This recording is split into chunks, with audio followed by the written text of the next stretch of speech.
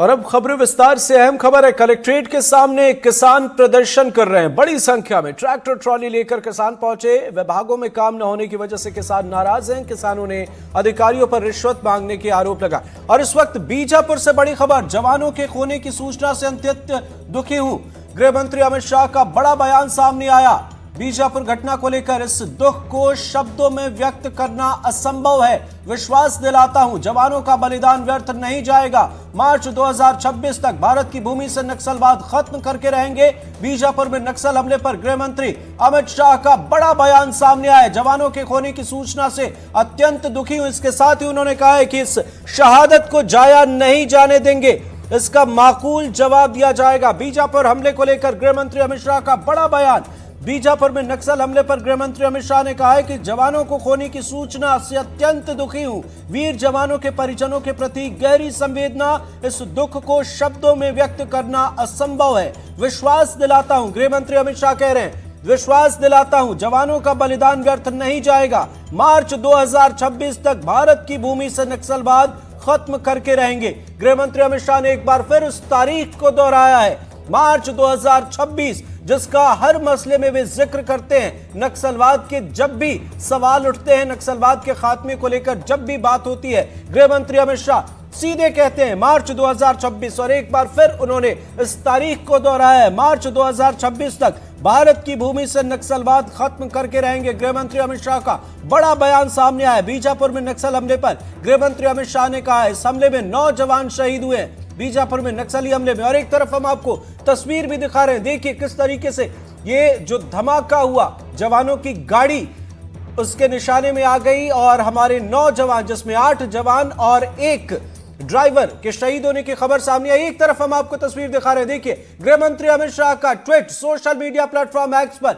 गृह मंत्री अमित शाह ने ट्वीट किया है। इस हादसे को लेकर उन्होंने दुख जताया और इसके साथ साथ कहा है कि इस दुख को शब्दों में व्यक्त करना असंभव है। लेकिन साथ साथ गृह मंत्री अमित शाह यह भी कह रहे हैं कि मार्च 2026 तक भारत की भूमि से नक्सलवाद खत्म करके रहेंगे। उन्होंने कहा, विश्वास दिलाता हूं जवानों का बलिदान व्यर्थ नहीं जाएगा। गृह मंत्री अमित शाह का यह ट्वीट सामने आया, आपको दिखा रहे हैं, देखिए उन्होंने लिखा है, बीजापुर छत्तीसगढ़ में आईईडी ब्लास्ट में डीआरजी के जवानों को खोने की सूचना से अत्यंत दुखी हूं। वीर जवानों के परिजनों के प्रति गहरी संवेदनाएं व्यक्त करता हूं। इस दुख को शब्दों में व्यक्त कर पाना असंभव है, लेकिन मैं विश्वास दिलाता हूं कि हमारे जवानों का बलिदान व्यर्थ नहीं जाएगा।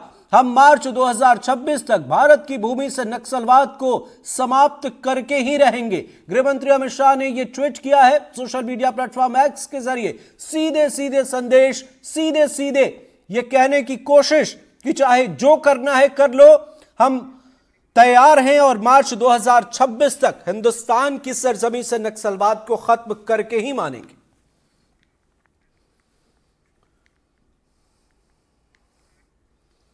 और चलिए अब अशोकनगर की तस्वीर से आपको रूबरू कराते हैं, जहां कलेक्ट्रेट के सामने किसानों ने धरना प्रदर्शन किया। बड़ी संख्या में ट्रैक्टर ट्रॉली लेकर किसान पहुंचे और उन्होंने कहा कि विभागों में काम नहीं हो रहा है। जी हां, विभागों में काम न होने को लेकर किसान नाराज हैं। आपको तस्वीरें दिखा रहे हैं। किसानों ने अधिकारियों पर रिश्वत मांगने के भी आरोप लगाए हैं। रात में रुकने के लिए कपड़े और खाना लेकर किसान पहुंचे हुए हैं। किसानों की मांग पूरी न होने तक आंदोलन की चेतावनी किसानों ने दी है। मौके पर तहसीलदार और एसडीओपी मौजूद हैं। बड़ी संख्या में पुलिस बल की तैनाती की गई है। तस्वीरें हम आपको दिखा रहे हैं। अशोकनगर में किसानों ने कलेक्ट्रेट के सामने धरना प्रदर्शन किया। धरना प्रदर्शन के लिए किसान बड़ी संख्या में ट्रैक्टर ट्रॉली के साथ पहुंचे। बताया जा रहा है कि किसान विभागों में काम न होने की वजह से नाराज हैं। उनका आरोप है कि हर काम के लिए रिश्वत मांगी जाती है। किसानों का कहना है कि जब तक उनकी मांगे पूरी नहीं होती वे हटेंगे नहीं, डटे रहेंगे। प्रदर्शन को देखते हुए मौके पर तहसीलदार और एसडीओपी मौजूद हैं। इसके साथ ही भारी संख्या में पुलिस बल की तैनाती की गई है। बताया जा रहा है कि किसान रात में रुकने के लिए कपड़े और खाने की चीजें लेकर पहुंचे हुए हैं। तो एक बड़ी चुनौती प्रशासन के सामने। और अब उज्जैन की तस्वीर। बॉलीवुड एक्ट्रेस रिमी सेन बाबा महाकाल के दर्शन के लिए उज्जैन पहुंची। रिमी सेन ने दर्शन के बाद नंदी हॉल में बैठकर मंत्रोच्चार किया। दर्शन के बाद रिमी ने मंदिर की व्यवस्थाओं की तारीफ की। वही अभिनेत्री ने कहा कि युवाओं को लेकर उन्होंने कहा कि एक्टिंग में इस स्ट्रेस में उन्हें नहीं रहना चाहिए। किसी भी मामले को लेकर परेशान रहने की जरूरत नहीं है। हर दिन का लक्ष्य निर्धारित करके ध्यान केंद्रित करना चाहिए। आपको तस्वीरें भी दिखा रहे हैं। हमारे देश में कई ऐसी कलाएं हैं जो विलुप्त होने की कगार पर हैं। कुछ ऐसे ही लोग हैं जो बरसों पुरानी कला को जिंदा भी रख रहे हैं।